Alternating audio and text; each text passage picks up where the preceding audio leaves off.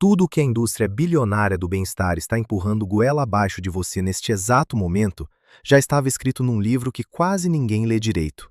As cápsulas caras de farmácia, os pós coloridos com nomes impronunciáveis, os sucos prensados a frio que custam mais do que um prato de comida de verdade. Tudo isso. E aqui vai uma coisa que quase ninguém tem coragem de dizer em voz alta. Os alimentos descritos nas páginas das escrituras bíblicas não são apenas símbolos religiosos bonitos para colocar num sermão de domingo. Eles são armas farmacológicas naturais. E pesquisadores do mundo inteiro estão rodando estudos clínicos agora mesmo, em laboratórios de universidades de ponta, e todos eles chegam na mesma conclusão desconfortável. Os antigos sabiam exatamente o que estavam fazendo, sabiam melhor do que a maioria dos médicos modernos. Hoje eu vou te levar por 10 alimentos que aparecem direto dentro do texto bíblico e vou te mostrar com ciência de verdade porque cada um deles é uma usina de cura que o mundo moderno simplesmente esqueceu. Fica comigo até o fim desta lista porque o número 4 foi tão poderoso do ponto de vista médico que os próprios médicos do Egito Antigo o catalogaram em mais de 20 fórmulas terapêuticas diferentes. E o número 9 foi enviado por um patriarca fugindo de uma fome devastadora, como presente digno de um governante egípcio. Presente, não ouro, não grão, esse alimento específico. E quando você descobrir qual é e o que ele faz com seu coração e seus vasos sanguíneos, você vai entender na hora. Amigos, se inscrevam no canal e deixem o like, isso ajuda demais a continuarmos trazendo essas verdades esquecidas. Agora, vamos mergulhar de cabeça nisso. Número 10. Tâmaras. A barra energética original que manteve exércitos inteiros em pé. Vamos começar por aqui porque as tâmaras são, sem exagero, o alimento mais subestimado desta lista inteira. A tamareira aparece nas escrituras e nos textos antigos do Oriente Médio mais vezes do que quase qualquer outra árvore frutífera que se possa imaginar. E ela não era celebrada porque era bonita de se olhar. Era celebrada porque ela mantinha a gente viva nos climas mais brutais da face da terra. Pensa comigo por um segundo. Soldados atravessando desertos escaldantes, sem sombra, sem água, com o sol rachando o couro. Mercadores cruzando centenas de quilômetros a pé, com camelos carregados, dias e dias sem uma refeição decente. Peregrinos subindo a Jerusalém para as grandes festas sagradas, famílias inteiras andando por semanas. O que é que essas pessoas levavam dentro da sacola? Tâmaras. Calóricas, estáveis por meses sem nenhum tipo de refrigeração, recheadas de açúcares naturais que entram na corrente sanguínea rápido e alimentam o corpo sem aquele colapso horrível que o açúcar refinado provoca. Mas aqui começa a parte verdadeiramente interessante do ponto de vista médico. Muito além do combustível rápido, as tâmaras carregam magnésio, potássio, cobre, manganês e vitaminas do complexo B em quantidades que importam de verdade. Tudo isso num único pedacinho de fruta que cabe na palma da sua mão. A fibra que elas contêm suaviza a absorção desses açúcares o suficiente para que a resposta glicêmica seja muito mais gentil do que a de qualquer adoçante processado. E agora a ciência clínica fez uma descoberta que vai te deixar de queixo caído.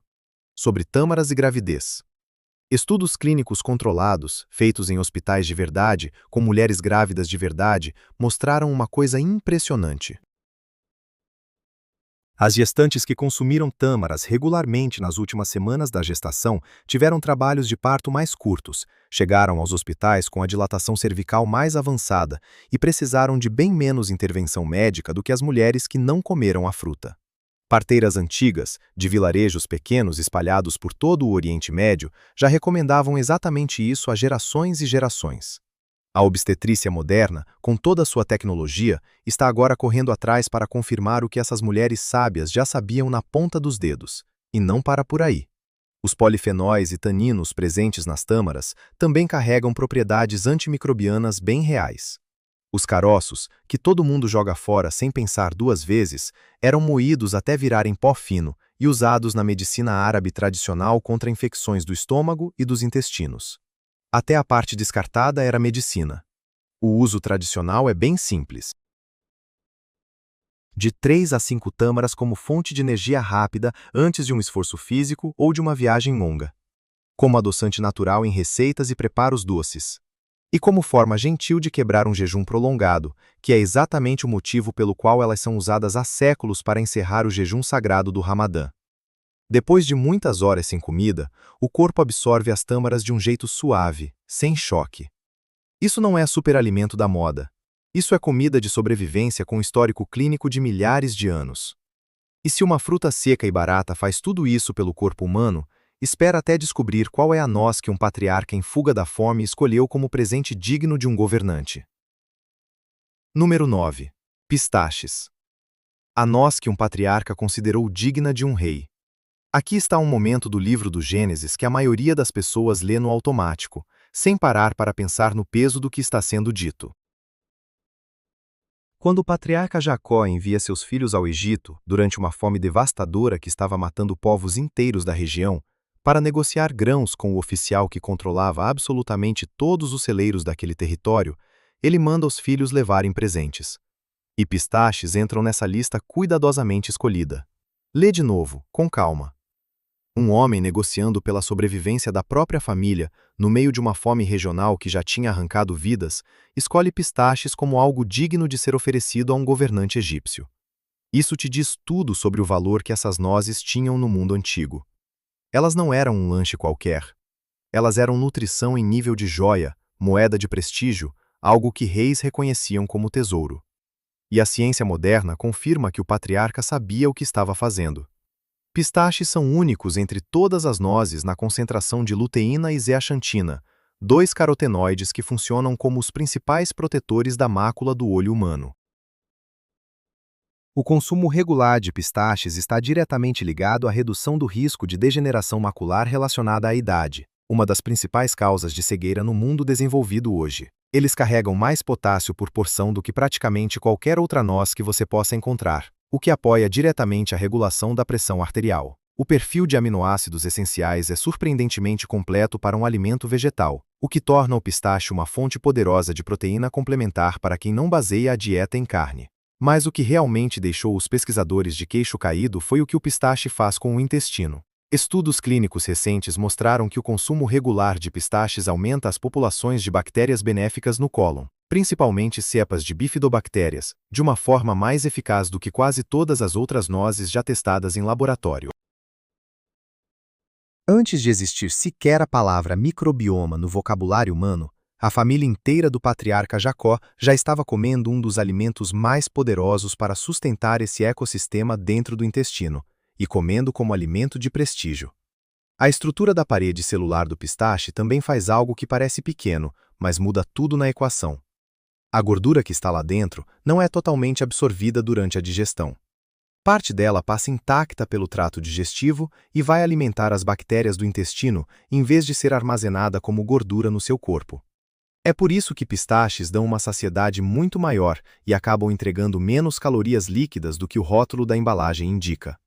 O uso tradicional era simples e diário. Comidos crus ou levemente tostados como fonte constante de nutrientes. Moídos até virarem pasta para uso em receitas. Prensados para extrair o óleo que era aplicado na pele para cicatrização e hidratação. O patriarca entendia de valor. Deveríamos tratar os pistaches hoje com o mesmo respeito que ele tratou. E se uma noz chegou a ser digna de um governante, espera até saber qual foi o grão humilde, barato, comido por gente pobre, que hoje a ciência coloca acima dos grãos mais caros que existem na prateleira. Número 8. Cevada. O grão do povo comum que derruba tudo no laboratório. A cevada nunca foi glamourosa, nunca foi chique. No mundo antigo, ela era o grão dos soldados em campanha, dos marinheiros em travessias longas, dos camponeses que simplesmente não tinham dinheiro para comprar trigo. Quando Jesus alimentou uma multidão de 5.000 pessoas com alguns pães e peixes, no relato do Evangelho de João, aqueles pães eram feitos de cevada. O pão da pessoa simples, da pessoa sem status. E acontece que essa pessoa simples estava comendo, sem saber, um dos grãos mais protetores do coração que a ciência já analisou até hoje. A cevada carrega a maior concentração de uma fibra chamada beta-glucana entre todos os grãos do planeta. E a beta-glucana não é um detalhe nutricional pequeno para colocar no final do rótulo. As agências regulatórias de saúde do mundo inteiro já reconheceram oficialmente que alimentos ricos nessa fibra reduzem o risco de doença cardíaca. O peso científico dela é assim grande, A beta-glucana forma um gel espesso dentro do trato digestivo, e esse gel faz várias coisas ao mesmo tempo. Ele desacelera a absorção de glicose depois de uma refeição, achatando drasticamente os picos de açúcar no sangue. Ele se liga ao colesterol ruim e o carrega para fora do corpo antes que ele seja reabsorvido. Ele alimenta as bactérias benéficas do intestino e ainda estimula ativamente a atividade das células de defesa do sistema imunológico. Estudos comparando cevada e aveia, lembrando que a aveia já é considerada um dos padrões ouro de grão amigo do coração, mostram consistentemente a cevada ganhando da aveia na resposta glicêmica depois das refeições. A cevada tem um índice glicêmico menor que o trigo e menor que o arroz branco. Ela entrega energia estável e sustentada por horas, em vez de causar aquele pico seguido de colapso que os grãos refinados provocam. Para um grão que custa quase nada, que cresce em quase qualquer clima, que vem sendo cultivado por dezenas de séculos, o retorno nutricional é simplesmente extraordinário. A preparação tradicional era cozinhar o grão inteiro como um mingau bem espesso, moer para fazer um pão chato rústico ou adicionar direto em ensopados pesados. A cevada integral guarda muito mais fibra e nutrientes do que a versão que passa pelo processo de perolização. As pessoas que comiam esse grão como alimento diário não estavam se contentando com o pior. Estavam comendo algo que a nutrição moderna, a cada ano que passa, olha com mais admiração. E se um grão de pobre entrega tudo isso, espera até saber qual fruta foi esculpida 200 vezes nas colunas do templo mais sagrado da história do povo hebreu. Número 7. Romã. O antioxidante que foi entalhado na pedra sagrada do templo do rei Salomão. As colunas daquele templo, construído para ser o lugar mais sagrado do povo hebreu na face da terra, foram decoradas com 200 romãs esculpidas na pedra. 200. E isso não foi uma escolha estética aleatória, feita por um arquiteto com gosto para frutas vermelhas. Numa cultura onde cada detalhe de construção sagrada carregava um significado teológico bem profundo, a romã era símbolo de abundância, de beleza, de vida espalhando dentro da lei mosaica e dentro da cultura israelita antiga. E a ciência por trás de por que essa fruta específica ganhou esse status é genuinamente impressionante. A romã carrega um composto chamado punicalagina, que praticamente não existe em nenhum outro alimento do planeta. Quando seu intestino processa esse composto, ele é quebrado em outras substâncias chamadas urolitinas. E é justamente nessas urolitinas que a pesquisa de ponta está focando uma atenção brutal agora. As urolitinas mostraram efeitos anti-inflamatórios, mostraram proteção direta das mitocôndrias, que são as usinas de energia das suas células, e em experimentos de laboratório mostraram a capacidade de atacar seletivamente certas linhagens de células tumorais, de um jeito que os pesquisadores descrevem como realmente significativo. Estudos clínicos com suco de romã mostraram redução mensurável de pressão arterial, menor oxidação do colesterol ruim, artérias mais flexíveis e queda dos níveis de proteína C reativa, um dos principais marcadores no sangue de inflamação espalhada pelo corpo. A concentração de polifenóis na romã supera a do vinho tinto, supera a do chá verde e supera a do mirtilo, 3 alimentos que viraram praticamente sinônimo de pesquisa antioxidante. As sementes e o suco entregam o valor nutricional principal, mas a casca, que quase todo mundo no mundo moderno joga fora sem sequer olhar, é ainda mais concentrada em princípios medicinais do que o interior comestível. Curandeiros tradicionais espalhados por todo o Oriente Médio preparavam a casca da romã como chá para tratar infecções dos intestinos, para controlar diarreia e para acalmar inflamações digestivas. Essa mesma casca está sendo estudada agora pelo seu conteúdo de taninos antimicrobianos. O uso tradicional é direto. Coma as sementes frescas, tiradas direto da fruta. Beba o suco prensado na hora para uma dose concentrada de polifenóis. Seque a casca e prepare como chá medicinal para a saúde do intestino. A fruta inteira entrega aquilo que suplementos caros tentam replicar em cápsula. Use a fruta inteira. E se uma fruta mereceu ser esculpida 200 vezes no lugar mais sagrado do povo de Israel, espera até descobrir qual foi o alimento que fez homens adultos, recém-libertos da escravidão mais dura da história, chorarem de saudade no meio do deserto. Número 6. Alho. O alimento pelo qual os israelitas choraram em pleno deserto. Essa talvez seja a referência alimentar emocionalmente mais forte de todas as escrituras. Quando o povo de Israel está vagando pelo deserto, depois de ter sido milagrosamente libertado da escravidão no Egito, sobrevivendo apenas com um maná que caía do céu, eles chegam a um ponto de completa ruptura. Eles choram. E o que eles dizem que estão sentindo falta? Está escrito no livro de Números. O peixe do Egito, os pepinos, os melões, os alhos porós, as cebolas e, com destaque, o alho. Eles sentiam tanta falta do alho que adultos maduros, homens e mulheres que tinham acabado de ser arrancados de uma vida inteira de escravidão brutal, estavam em prantos, lamentando a ausência daquele bulbo pequeno no meio da areia escaldante. Se você entender o que o alho faz, de verdade, dentro do corpo humano, o luto deles deixa de parecer dramatismo e passa a fazer todo o sentido do mundo. Quando o alho é esmagado ou picado, uma reação enzimática libera um composto chamado alicina. A alicina é um dos antimicrobianos naturais de espectro mais amplo que a ciência já identificou até hoje. Ela tem atividade comprovada contra bactérias, contra vírus, contra fungos e contra parasitas, em estudos clínicos sérios. Ela não ataca só um inimigo específico. Ela desorganiza várias vias microbianas ao mesmo tempo, e é por isso que os micro-organismos têm uma dificuldade enorme de desenvolver resistência contra ela. Estudos controlados mostram que o consumo regular de alho reduz a frequência e o tempo de duração de resfriados e de infecções respiratórias. Vários estudos confirmam que ele baixa a pressão e o colesterol ruim a níveis clinicamente relevantes. Ele reduz a agregação plaquetária, deixando o sangue menos propenso a coágulos perigosos. E ainda protege o fígado. O detalhe que muda tudo: a alicina é volátil. O calor destrói ela rápido. Alho cru e recém-esmagado é drasticamente mais potente do ponto de vista medicinal do que alho cozido. O mundo antigo comia das duas formas, mas era a crua que funcionava como remédio. E se um bulbo comum fez um povo inteiro chorar no meio do deserto, espera até ouvir qual foi a fruta que um profeta colocou sobre a ferida de um rei moribundo e tirou ele das garras da morte. Número 5. Figos. A prescrição médica que arrancou um rei das mãos da morte. Aqui está um detalhe que a maioria das pessoas lê nas Escrituras sem parar para pensar no que ele realmente significa. No livro de 2 Reis, quando o rei Ezequias está morrendo por causa de uma ferida infectada gravíssima que estava consumindo o corpo dele por dentro, o profeta Isaías entra no quarto e não se limita apenas a orar. Ele dá uma instrução médica objetiva, concreta, específica. Ele ordena que preparem uma compressa de figos e apliquem diretamente sobre a ferida aberta do rei. E o rei se recupera. Por séculos, essa passagem foi tratada como metáfora ou como mera coincidência feliz. Até que pesquisadores começaram a analisar o figo com seriedade em laboratório e descobriram que a prescrição de Isaías tinha um fundamento bioquímico extremamente preciso. Os figos contêm uma enzima proteolítica chamada ficina, que literalmente quebra e dissolve tecido morto e danificado, limpando a ferida de dentro para fora, como se fosse um bisturi natural.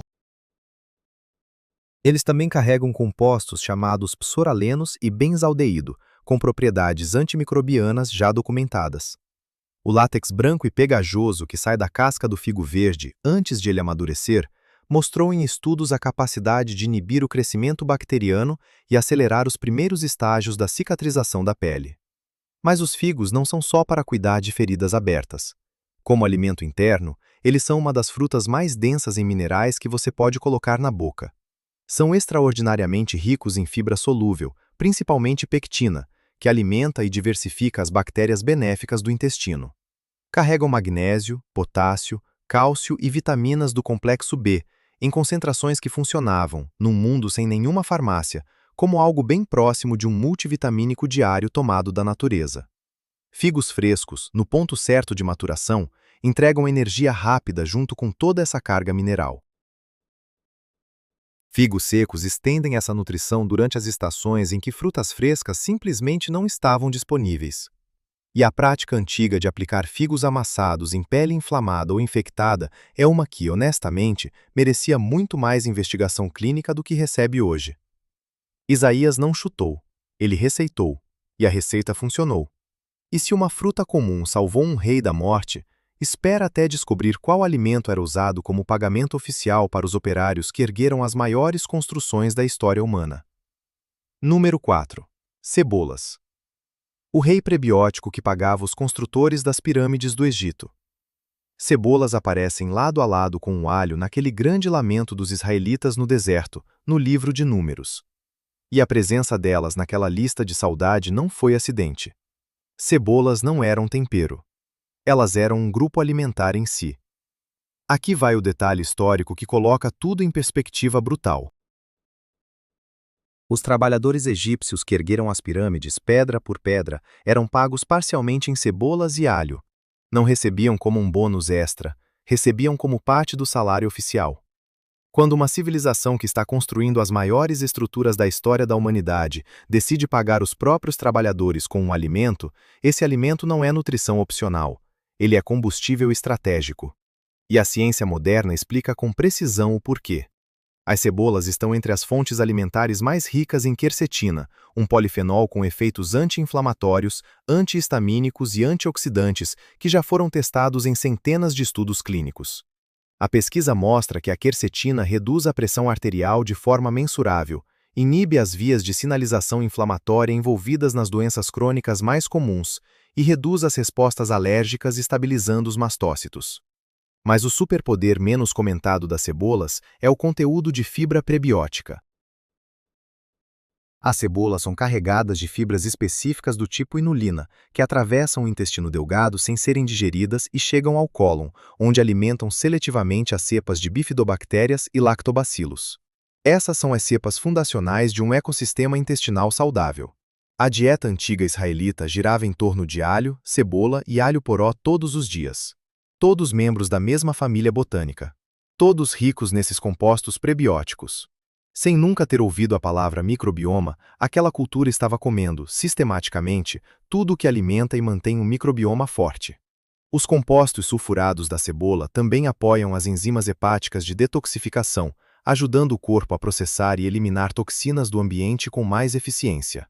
Cebola crua em saladas entrega a dose máxima de quercetina. Cozida, entrega fibra prebiótica sustentada. Cebolas não são coadjuvantes. Elas são pilar. E se uma civilização inteira usava esse alimento como moeda, espera até descobrir qual foi o alimento que os arqueólogos encontraram em câmaras funerárias com milhares de anos, ainda perfeitamente conservado e comestível.